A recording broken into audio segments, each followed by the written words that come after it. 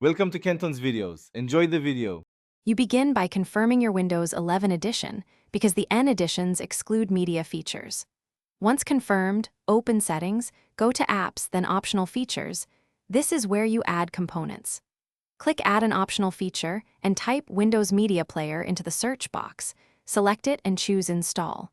You do this because optional features are how Microsoft delivers legacy apps without a full OS reinstall.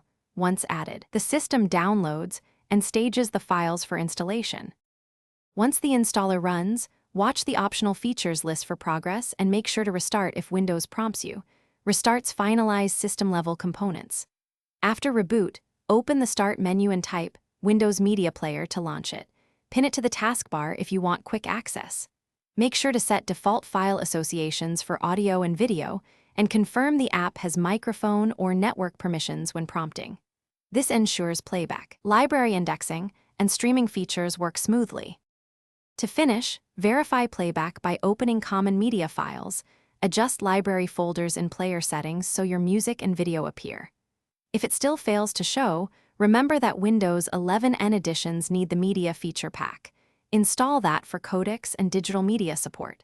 If installation errors occur, go back to optional features to repair or remove and reinstall. As a single troubleshooting tip, run an elevated command prompt with sfc/scano to repair. Thanks for watching. Consider subscribing if we helped you.